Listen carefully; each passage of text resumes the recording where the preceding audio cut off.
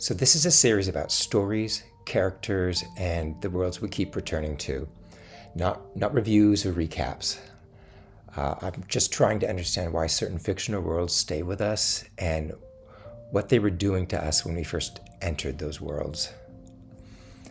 I started watching Star Trek: The Next Generation when I was very young, early elementary school, I think, first, second grade.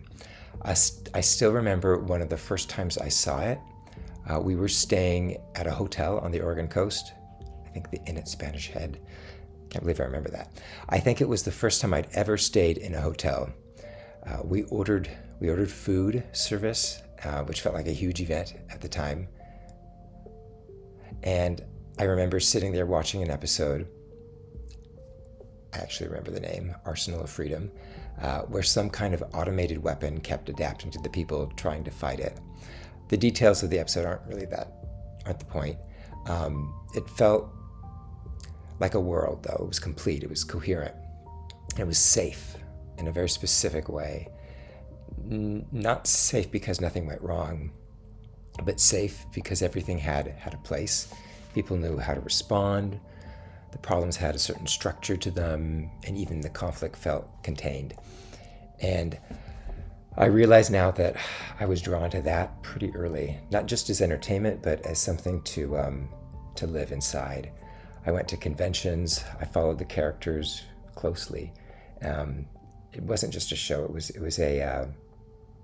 a framework.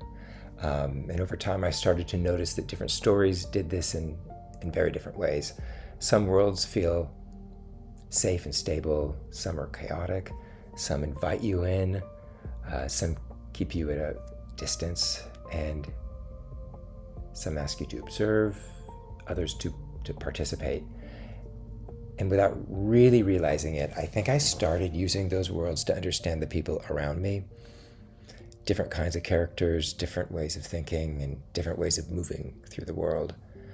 This series is my attempt to go back and look at those worlds more carefully, not to explain them completely, but to understand why they worked, why certain ones felt like home and why others didn't, and what they were quietly teaching me about how people see, think, and exist in the same world in very different ways, starting with Star Trek. But this will move into other places too, other shows, other books, other worlds that were just formative in different ways. Because once you start looking at fiction this way, it stops being just a story. It becomes a map of how people experience reality.